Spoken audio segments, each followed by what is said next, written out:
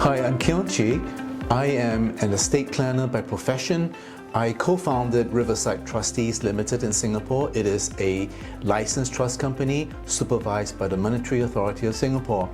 We work very closely with financial planners like Allen Lim right here. Because we believe that in order to do estate planning has to be preceded by financial planning. So whatever Allen does, whatever he brings to the table is absolutely very important to the families we deal with.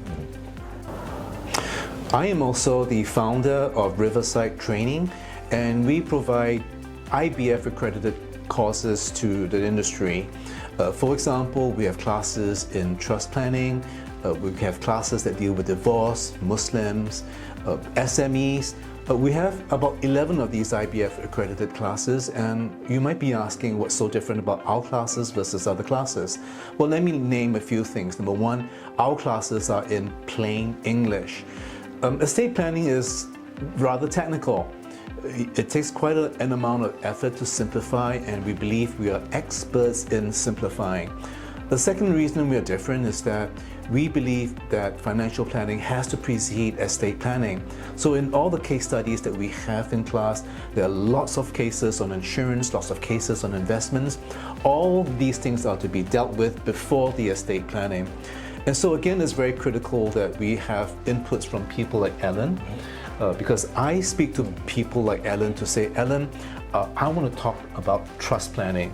Can you tell me as a practitioner, what is it about trust planning that you wish for someone like me to be speaking to you about? I mean, obviously, you want me to start with financial planning, isn't that correct? Yes, that's correct. That's actually correct. Yes. Right. I think financial planning is important because whatever trust or estate planning procedure or tools that we wanted to have, we want it to be well funded. Not only at one shot, but also to preserve the capital and then to invest it, so that we are able to let the capital to last for generation. Right. So there's a certain specific body of knowledge that we need to emphasize on that. All right. Oh, thank you. Right. There's also another thing that's rather different about us. We do not deal with just the high net worth. We believe that we have to deal with everyone that we meet, no family left behind. Yes. So we believe in providing a very well-funded estate plan to the community, regardless of wealth, and each family in Singapore should have access, affordable access to a will, a trust, and a lasting power of attorney. And so again, any family that we meet, we would always say, Allen, can you come in with us on the conversation? Yes, correct. Because it is through your efforts and through your work that families in Singapore have enough in their estates. Yes, correct. Absolutely, absolutely. I think the capital and the liquidity is important in any of the estate planning situation. But I want to emphasize estate planning is not only about the tools, it's also about the consequence. The consequence of not having estate well planned, together with the legal tools as well as the financial product to generate the family funds, the family income, right, to pay off debts. That's very important. That's a very, in fact, critical area of the estate planning. Just to give you an illustration, a car, the estate planning tools is like a car. It's very well-known car, say a Mercedes or a Lexus, but you need petrol inside the car to get the car to move from point A to point B. The financial planning aspect is to provide that petrol to allow the car to move. So no point talking about a car if there's no petrol. Yes, absolutely. You can't move from point A to point B. That's right. And so that is something that runs deep in my heart when we run our training. And I believe that by working with financial planners, we are doing a great service to the community in Singapore.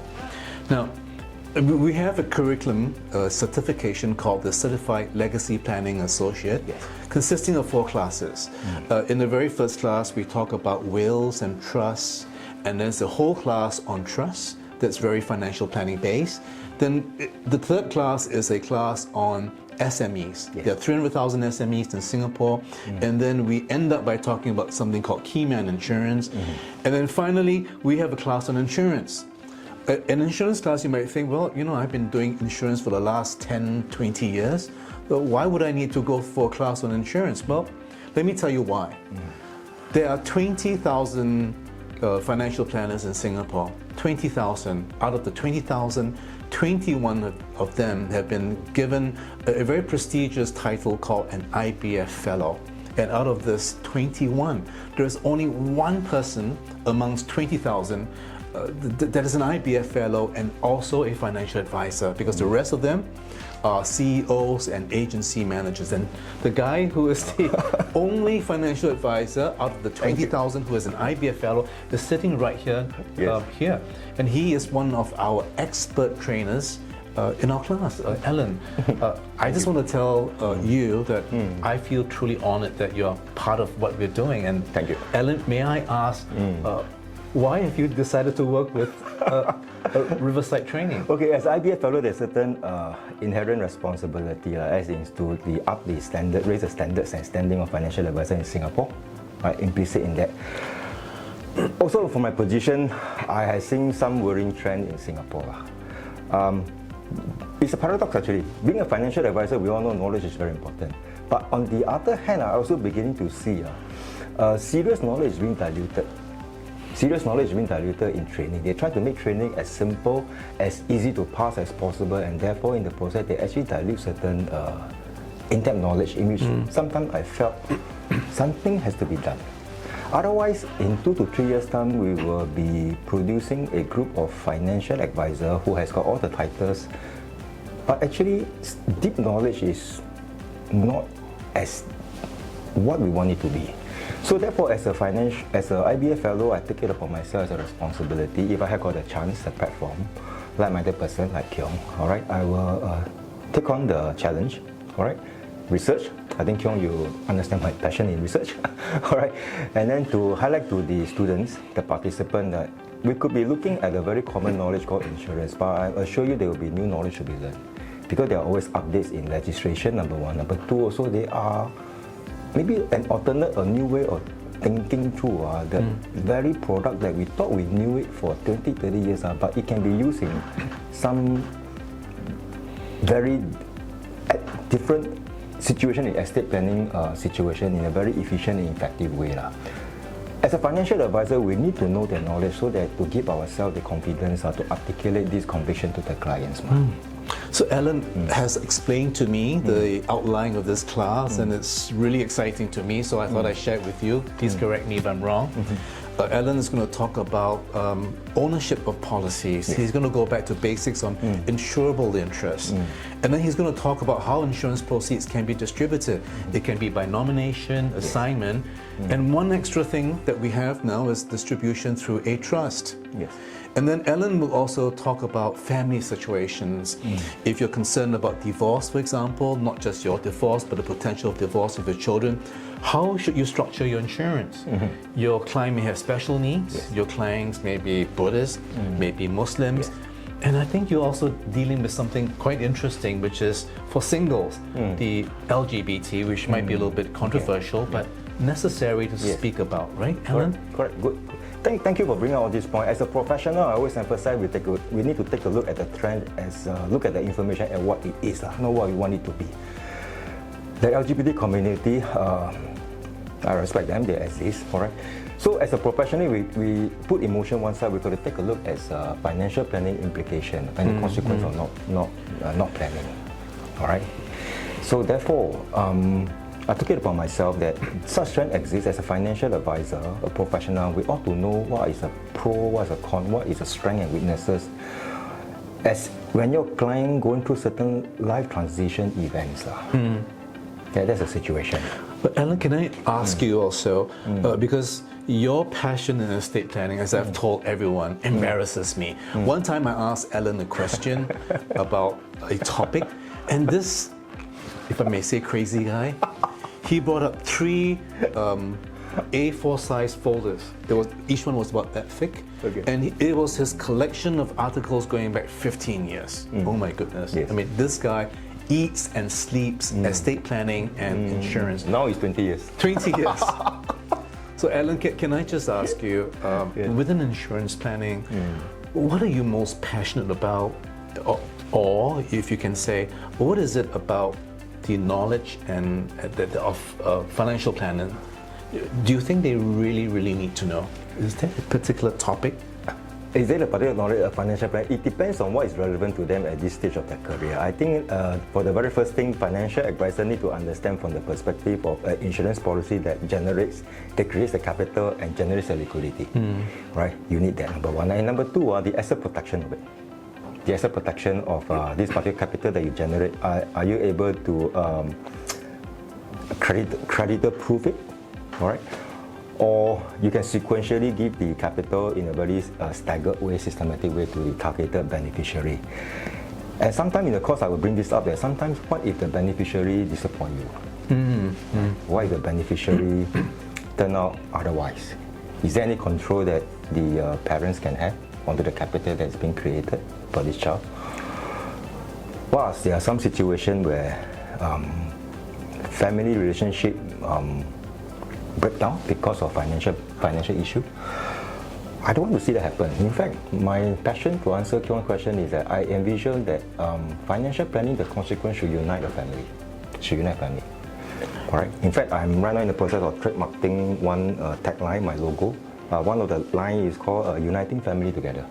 That means the consequence of the financial planning, estate planning situation, whether when the person passed away or what, the plan should attempt to unite the family together. I say this with passion because I've seen many family members, they don't talk to one another due to misunderstanding or sometimes due to actual family situation. Estate planning, if it's done properly, can be a tool for a family members to seek reconciliation, to seek forgiveness. Or to express the love of this person, if he's a man, his duty as a husband, as a father, and as a son to the elderly parents. If the client is a lady, it's for her to express her love as a mother, as a daughter to the elderly parents, as well as perhaps to the husband, if she wants to. All right? It's very powerful. So, why I'm in this financial planning for the past 20 odd years? Because I don't see money as just a means, as just a dollar sign. It is not, no. It is what you can do with the money. What you can do with the money. If we use it properly, we can rebuild a relationship that is broken. Reunite a family together. That's what I wanted to see. And isn't it true with financial planning and insurance planning? Some of these proceeds can be given towards charity, and so is that correct. One of the things that you'll be discussing? Correct. Plan giving, we talk about plan giving. There are situations in which a person wanted to use the money to express himself to support certain cause. I think that's important. And another area I want to emphasize is that sometimes insurance has been given a very negative connotation in the social media. All right. In my capacity as a lecturer, in some of the industrial financial planning courses, I met up with 3,000 odd financial advisors. Most of them quietly, they come and see me, they see that, hey Alan, actually how come my client don't treat me as a professional? How come some of them I need to mask myself to say that this is an investment product, but it's actually an insurance policy? Where is this professional pride, where is this professional self-esteem? I want to raise that up. If this is an insurance policy, we say it is an insurance policy, have the conviction to say it. In order to have the conviction, we have to truly understand what is this product all about, the legal basis, not the statutory basis. Why do I take all the trouble to collect all the information in my files? Because we have to back our advice by facts, by experience. Sometimes by back experience that happened by other people. So that when we show the client in a similar situation, they won't face the same similar situation. That's great, Alan. So if I may say, being a professional to me means that you have the latest tools and knowledge to help families. You have met with hundreds of families with situations similar to the person sitting in front of you, and therefore you're in a very good position to help. You can also help uncover.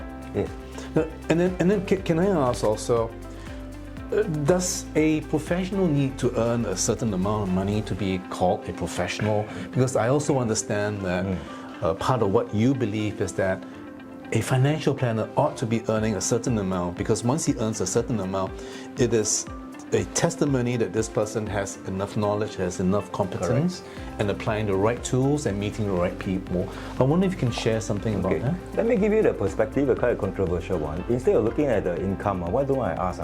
Is it every year, in fact, the turnover of financial advisor in Singapore, or rather in this part of the world, can be quite high. One of the main reasons, if you were to do an interview with them, actually is, does the woman of your house really happy and like what you're doing? Does the woman of the house, if you're married, is your wife. If you're not married, is your mother. Usually a person leaves the industry is because of the woman of the house that is not so comfortable with their husbands in this particular industry. But it could be man not happy with the wife also? Can also, but let me explain from the man perspective of this situation. So therefore, earning a certain income is important. Not to be money-minded, no, it's not that, no. Yeah. It's to give you the confidence. Because I firmly believe if you have the right knowledge, right system, and then you're hardworking, disciplined enough, to have that knowledge, to have that income level in Singapore is absolutely possible. It's doable. But I didn't say it's easy, I say it's doable, all right? So therefore, that particular income I take a look is 300,000. The 300,000, what does it mean? Because 300,000, if you earn the income, qualifies you to be an accredited investor in Singapore. That gives you certain confidence that you can look at the client in the eye very confidently, and importantly, you can give a very good confidence to the lady of the house. It's important because you are still a husband of the house, you are still a son to your elderly parents, you are the father of the children. You see the part? And financial advisor, I got a heart for them because they are all self-employed. They are not employees. They are not employees. All right? They run their own costs. They incur their own costs. All right? And the income that they make, and then they have to keep some for their own retirement because they are not in an employed situation. Just like many of the sole proprietor or business owner, the CPF sometimes is they did not accumulate as much, and therefore financial advisors' retirement is also one of the situations that I'm quite concerned. So therefore you have to make that kind of income to give yourself the confidence, and also give your family the confidence that they feel proud of you, that you are in this industry. It's very important because just to be very blunt, I don't want to sugarcoat this. Without the family support, it's very difficult for the financial advisor to continue this meaningfully.